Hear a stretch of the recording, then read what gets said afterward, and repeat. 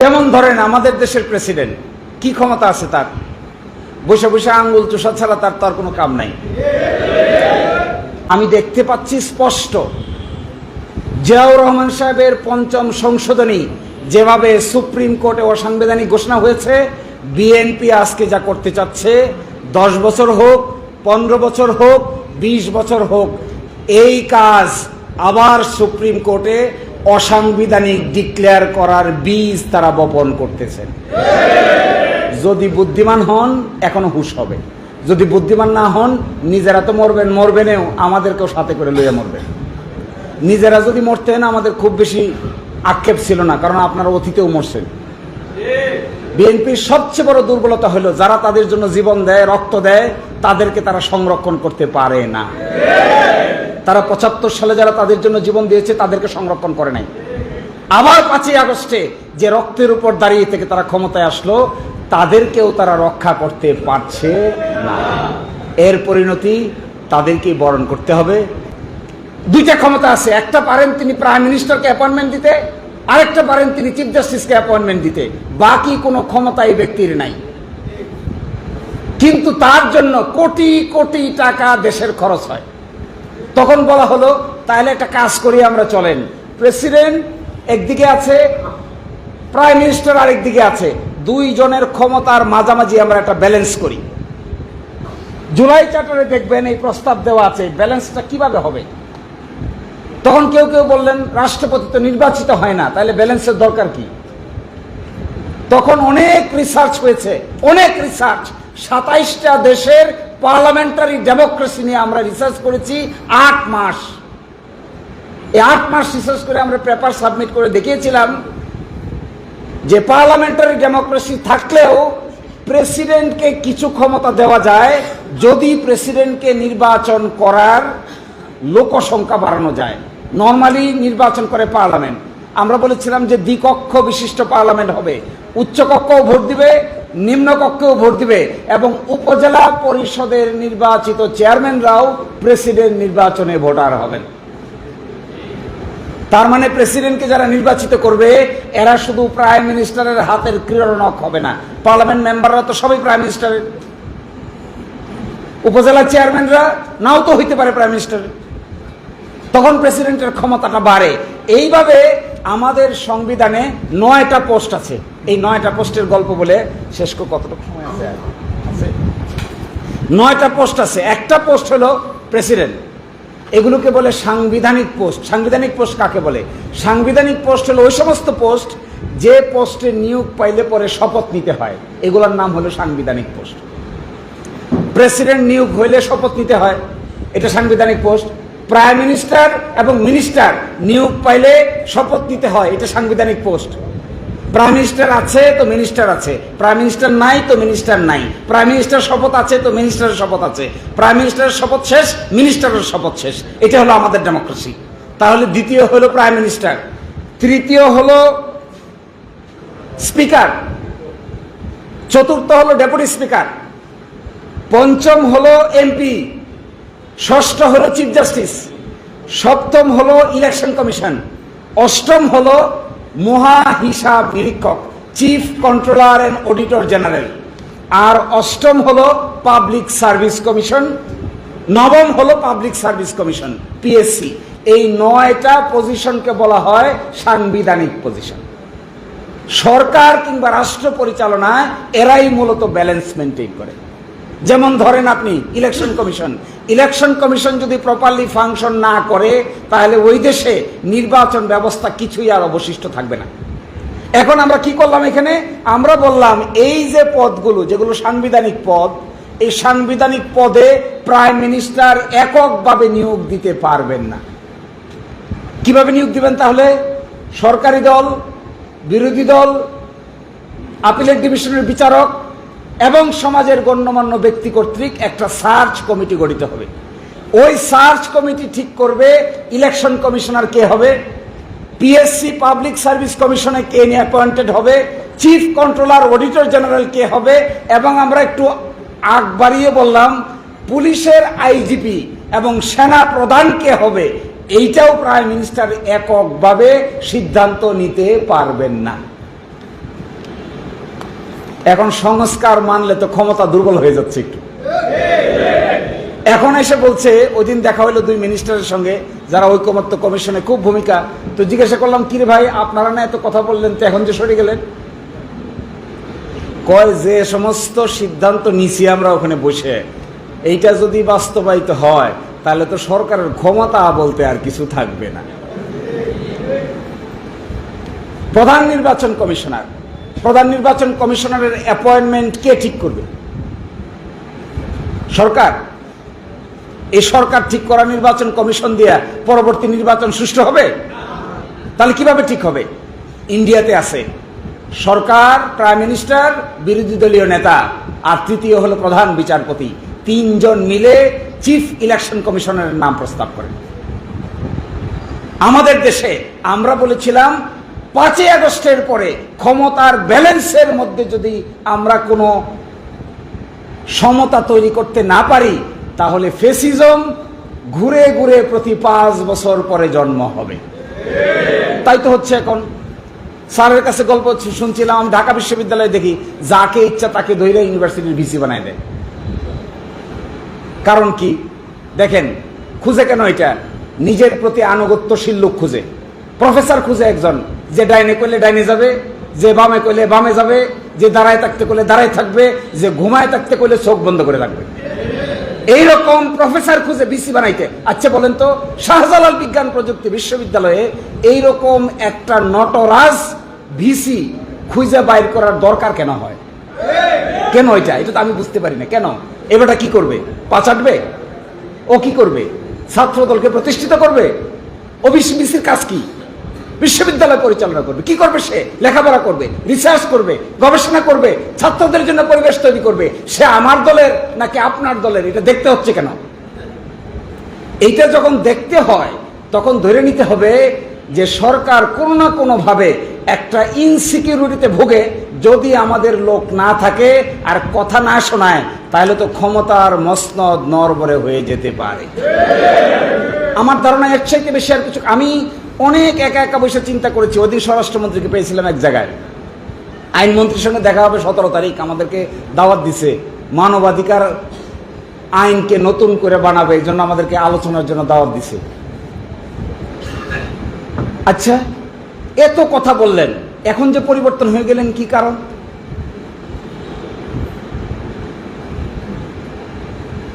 বলে, উত্তরটা শুনেন, বলে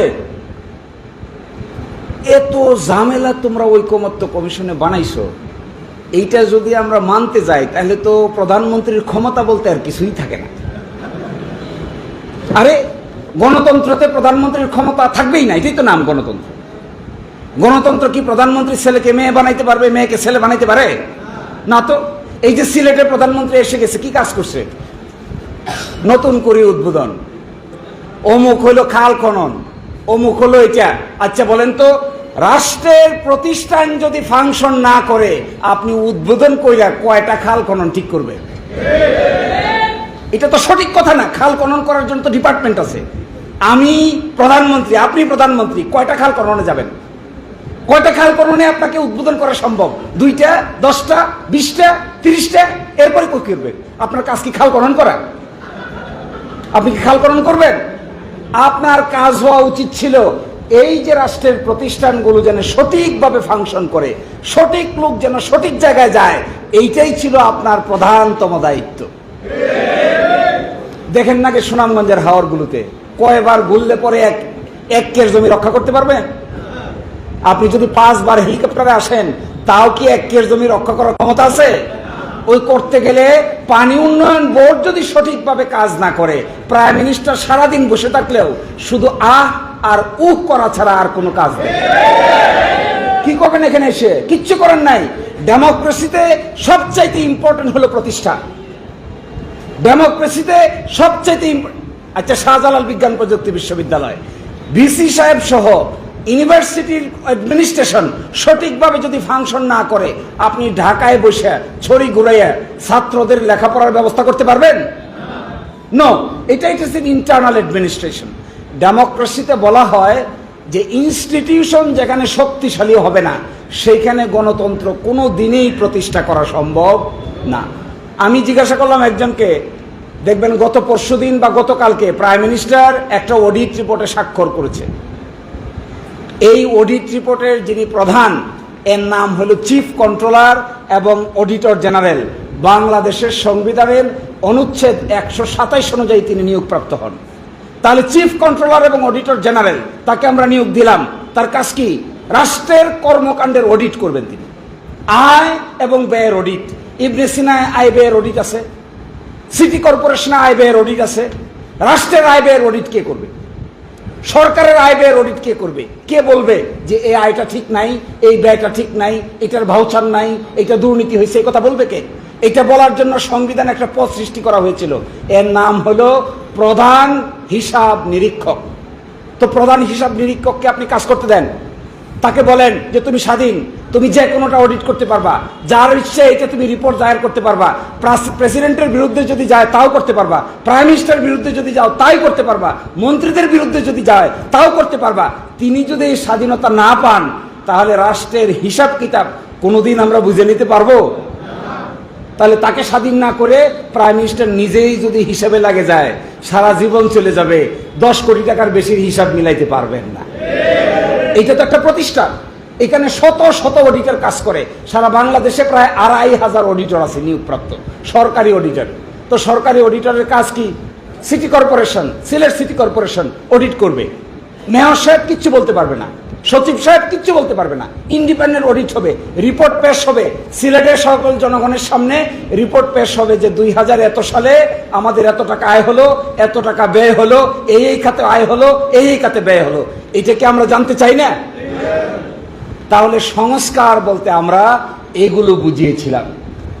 এই বইটার পরতে পরতে 84টা পয়েন্ট আছে। এই 84 পয়েন্টের ভিতরে 47টা সংবিধান সংক্রান্ত, বাকি 37টা আছে সংবিধানের বাইরে। 47-এর ভিতরে 30টাতে আমরা একমত হয়েছি, 17টাতে আমরা কেউ কেউ দ্বিমত পোষণ করেছি। এই 30টা একমত হয়ে গণভোট হয়েছে। গণভোটে অধ্যাদেশের পিছন দিয়া একটা আলাদা চ্যাপ্টার আছে, ওই চ্যাপ্টারের ভিতরে 30টার তালিকা দেওয়া আছে। জনগণকে জিজ্ঞাসা করা হয়েছে 4 প্রশ্ন। প্রথম প্রশ্ন, তত্ত্বাবধায়ক সরকার আপনি মানেন কিনা, একমত কিনা? দ্বিতীয় প্রশ্ন, একটা উচ্চকক্ষ হবে, একটা নিম্নকক্ষ হবে, পার্লামেন্টের 2টা ভাগ হবে, উচ্চকক্ষে 100 জন সদস্য থাকবে, যে দল যত % ভোট পাবে সে দল ততটা আসন পাবে। এইভাবে উচ্চকক্ষ নিম্নকক্ষ গঠিত হবে, আপনারা কি একমত কিনা? তৃতীয় জিজ্ঞাসা করা হয়েছে 30টি একমত সম্পন্ন বিষয় সম্পর্কে আপনারা একমত কিনা? আর চতুর্থ প্রশ্ন জিজ্ঞাসা করা হয়েছিল এর বাইরে যে সংস্কার আছে সেগুলো অপরাপর সংস্কারগুলো রাজনৈতিক দল তার নিজের ম্যানিফেস্টো অনুযায়ী করবে। এখন এসে কত বড় মিথ্যা কথা বলে, একেবারে জেতা ধরা মিথ্যা কথা। এত জীবিত মিথ্যা কথা আমি বলতে শুনি নাই কোনো মানুষকে। গণভোটের প্রস্তাব দিয়েছিল তারা, ছোট্ট কথাটা বলে যাই, যখন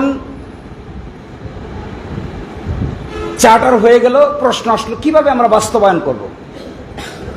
মিটিং বিরতি দিয়ে দিছে ঐকমত্য কমিশনের মিটিং বিরতি, কারো মাথা থেকে কোনো বুদ্ধি নাই।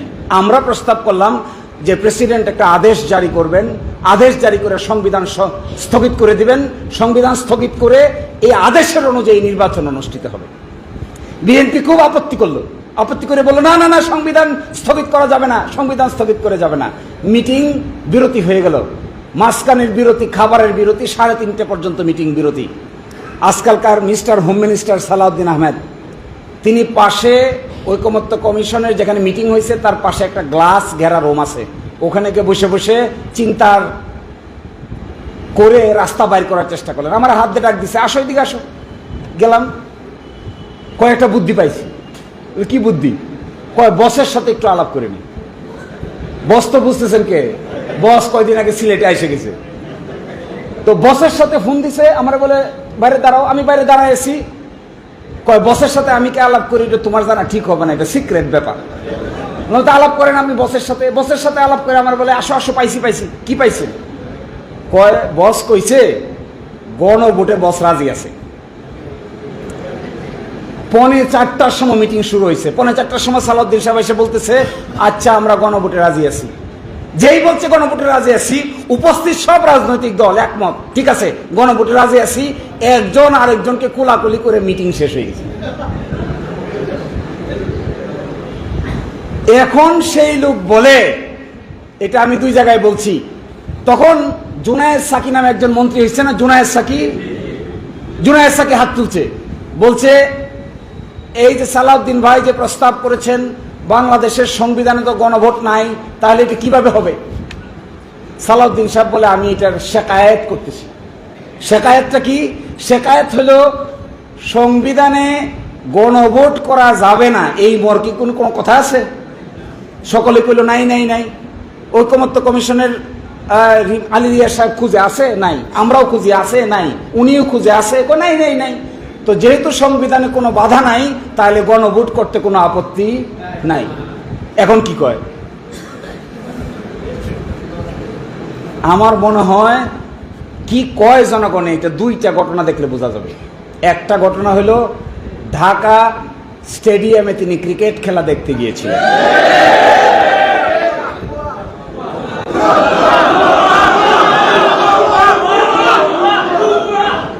যখন উপস্থাপক ঘোষণা দিছে যে বাংলাদেশের হোম মিনিস্টার মিস্টার অমুক আসছেন খেলা দেখতে, তখন বড় করে একটা স্ক্রিনে দেখানো হয়েছে। আমি ভিডিওটা সেভ করে রাখছি, আমি হিসাব করে দেখছি 1 মিনিট 27 সেকেন্ড পর্যন্ত এই শব্দটা খালি উচ্চারণ হয়েছে। তাহলে জনগণ কি কয় এটা বোঝা যাচ্ছে না? আরেকটা আশ্চর্যজনক বিষয়, একটা জাতীয় নেতৃবৃন্দ এইভাবে কথা পরিবর্তন করতে পারে? এটা কি করে সম্ভব? এর আগে তো সুইসাইড করে ফেলা উচিত।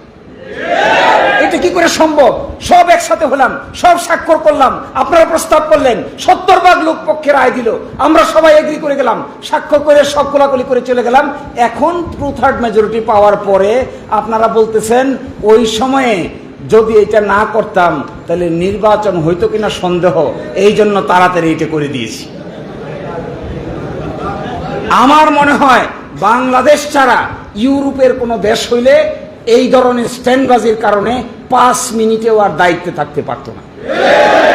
It's impossible. How is this possible for a political leader of a national stature? কি করে সম্ভব? একজন ডিফ্যাক্টো প্রাইম মিনিস্টার, তিনি প্রাইম মিনিস্টারের পরে বসে মনে হচ্ছে যেন তিনি একজন বিকল্প প্রধানমন্ত্রী। তো বিকল্প প্রধানমন্ত্রী আরেকটা ইন্টারেস্টিং, আমাদের প্রাইম মিনিস্টার কথা বলে না, পার্লামেন্টে কথা বলে কয় না কেন? বেশি বুঝে না। এখন কেউ যদি কথা না বলে তখন আমি আপনি কি বলবো এটারে? একটা বলতে পারি উনি অতিরিক্ত বুঝেন তাই কিছুই বলেন না, আরেকটা বলতে পারি যে উনি আসলে খুঁজে পাইতেছেন না কোনটা বললে সঠিক হবে কোনটা বললে বেঠিক হবে, তাহলে চুপ থাকাই ভালো। আর আরেকটা হলে উনি যা ইতোমধ্যে বলেছেন তার ম্যাক্সিমাম উল্টাপাল্টাই বলেছেন। এই জন্য বাবারে আমি এত ঝামেলার মধ্যে নাই, আমি ব্যাগ কান্দে নিয়ে চলো সিলেটে ঘুরে আসি। How fun! It's a national issue, it's a constitutional issue. আমাদেরকে শিখাচ্ছে কোনটা সংস্কার আর কোনটা সংশোধন। আরে সংস্কার বুঝো না তোমরা? সংস্কার বুঝো না কেন? সংস্কার যদি না বুঝো, এই জুলাই সনদের প্রথম কথা কি দেখেন? প্রথম কথা, সংবিধান সংস্কারের উদ্দেশ্যে একমত হওয়া বিষয়সমূহ। এই যে দেখেন, ক্লাস 5-এ পড়া একটা ছেলেকে পড়তে দেন, পারে কিনা দেখেন তো। ক্লাস 5 পারে, বাংলাদেশের সংসদের প্রাইম মিনিস্টার পারে না? মন্ত্রী পারে না? নাকি চশমা নাই? কি আশ্চর্য ব্যাপার! এই দেখেন পরে কি লেখা আছে, একটু পরে গেলেই আমি আপনাদের পরিবেশনায়, আমার সময় শেষ হয়ে গেছে, আর 2 মিনিট আছে দেখা যাচ্ছে। দেখেন কি বলছে, গণভোটে উপস্থাপিত প্রশ্নের উত্তর হা সূচক হইলে কি হবে? হা সূচক হইলে সংসদের সাধারণ নির্বাচনে নির্বাচিত প্রতিনিধিদের সমন্বয়ে একটি সংবিধান সংস্কার পরিষদ গঠিত হইবে। আপনারা বুঝতে পারেন নাই? এরা পারে না কেন? আপনারা বুঝেন না? এটা কষ্ট হয়েছে? ওমা, আমরা দাঁড়ি টুপে হলো হুজুর আমরা বুঝি, আর তোমরা আধুনিক শিক্ষিত লোকের এটা বুঝো না? কি আশ্চর্য ব্যাপার! হওয়ার পরে কি হবে? উক্ত নির্বাচিত প্রতিনিধিগণ একই সাথে জাতীয় সংসদের সদস্য এবং সংবিধান সংস্কার পরিষদের সদস্য হিসেবে দায়িত্ব পালন করবেন। বুঝতে পারেন নাই? তৃতীয়, এই সংবিধান সংস্কার পরিষদ 180 দিন কার্য দিবসের মধ্যে জুলাই জাতীয় সনদ ও গণভোটের ফলাফল অনুযায়ী সংবিধান সংস্কার সম্পন্ন করিবে। বোঝা যায় নাই? যায় নাই? এরা বুঝে না কেন? হয় পাগলের দল। এটারে কি বলে? এটারে কি বলে? এই বলাটাকে কি বলা উচিত এটা আপনারা একা একা রাতের বেলা বিছনায় শুয়ে শুয়ে চিন্তা করবেন। আচ্ছা দেখেন, আমরা বলছিলাম যে ফেটে যাবে। কবে ফেটে যাবে? বলছিলাম এখনকার যে পার্লামেন্ট আছে এটা ফাটবে। ফাইটে দুইটা কক্ষ হবে। একটা কক্ষ হয়ে যাবে উঁচা, এটার নাম হবে উচ্চ কক্ষ, এটার নাম হবে সিনেট। আর একটা কক্ষ হবে নিচা, এখন যেটা আছে এটার নাম হবে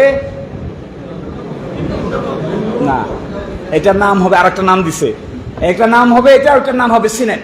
এইটা কখন হবে, কোন দিনে হবে এটা বলা আছে এখানে। দেখেন কোন দিন হবে। গো অনুসারে সংবিধান সংস্কার সম্পন্ন হইবার 30 কার্য দিবসের মধ্যে জাতীয় সংসদের নিম্নকক্ষের নির্বাচনে প্রাপ্ত ভোটের সংখ্যানুপাতিক হারে পদ্ধতিতে জাতীয় সংসদে একটি উচ্চ কক্ষ গঠন করা হবে। বোঝা যায় নাই? 30 কার্য দিবস। তো 30 কার্য দিবস বাংলায় লেখা আছে, তাও বুঝেন। এখন এসে আমাদের কয় এখানে বলে যা বলা আছে এটা বলে উল্টাপাল্টা। আরো আশ্চর্য, নিজেরাই কোর্ট হয়ে গেছে। কি কোর্ট হয়ে গেছে বলেন? বলে গণভোটের রেজাল্ট এটা বলে অবৈধ। আচ্ছা, এটা কি কোর্টকে বলতে হবে না নিজে নিজে বলা যাবে? তা কোর্ট কেন? সুপ্রিম কোর্টে কেন? ওরাই ফাইল করছে মামলা, ওরাই কোর্টে গেছে গিয়ে একটা রিট পিটিশন দায়ের করেছে, করে বলেছে এটাকে অসাংবিধানিক ডিক্লেয়ার করা হবে না। কেন? আরে অসাংবিধানিক ডিক্লেয়ার করার আগ পর্যন্ত তুমি কিভাবে ভায়োলেট করো? এখনো তো ডিক্লেয়ার করে নাই, করতে কিছু বলে নাই, করতে কোনো সিদ্ধান্ত নেয় নাই, তুমি তো নিয়ে নিচ্ছ। তুমি তো পার্লামেন্টে বসে নিয়ে নিচ্ছ। তুমি যদি পার্লামেন্টে বসে সিদ্ধান্ত নেও তাহলে কথা ছিল কি, পার্লামেন্ট বিচারের কাজ করবে না, বিচার পার্লামেন্টের কাজ করবে না, কিন্তু পার্লামেন্ট তো বিচারের কাজ করে দিচ্ছে। সেই বিচারের কাজটা কি? এই গণভোট বৈধ না অবৈধ এই সিদ্ধান্ত কোর্ট নেওয়ার আগেই পার্লামেন্টে দাঁড়িয়ে থেকে তারা বক্তৃতা দেওয়ার সিদ্ধান্ত নিয়ে নিচ্ছে। এই বিবেচনায় আমি শেষ করে দিচ্ছি কথাটা। খুবই দুঃখের টাইম, খুবই heart pouring, heart bleeding. It is really very much painful for all of us. এই 5 আগস্টের রাষ্ট্র কাঠামো ঠিক করার এই দলিল, এটাকে তারা মানতে চাচ্ছেন না একটা মাত্র আর্গুমেন্ট করে। সেটা হলো যে এটা মানলে পরে সরকারের ক্ষমতা থাকবে না। শহীদ প্রেসিডেন্ট জিয়াউর রহমানের এক কথা বলে শেষ করে দিচ্ছি। আমি ওই দিন জিজ্ঞাসা করলাম আইনমন্ত্রীকে কি করতে চান? কয় আমরা আগে যা করছি তাই করতে চাই। আগে কি করছেন? কয় আগে প্রেসিডেন্ট জিয়াউর রহমান একটা কাজ করছিলাম। সেটা কি? প্রেসিডেন্ট জিয়াউর রহমান এসে মার্শাল ল জারি করেছিল। মার্শাল ল জারি করে 77-এ সংবিধান সংশোধন করেছে মার্শাল ল দিয়ে। 79-এ বিএনপির জন্ম হয় 1978 সালে, সংসদ নির্বাচন হয়, সংসদ গঠন হয়, গঠন হয়ে পরে একটা আইন পাশ করে। সেই আইনের নাম ছিল পঞ্চম সংশোধনী। তারা বলেছেন 75 সাল থেকে শুরু করে 79 সাল পর্যন্ত যা কিছু করা হয়েছে তা কোনো আদালতে প্রশ্ন উত্থাপন করা যাবে না। এই সংশোধনেই বাংলাদেশের সুপ্রিম কোর্ট অসাংবিধানিক করে দিয়েছে। তো আমি জিজ্ঞাসা করলাম, আচ্ছা অতীতে যে এত বড় একটা ডিগবাজি খাইলেন তাও শিক্ষা হয়নি? কি ডিগবাজি?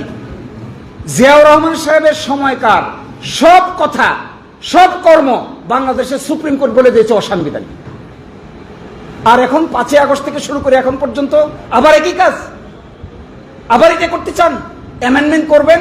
আমি আপনাদেরকে ভবিষ্যৎবাণী করে যাই,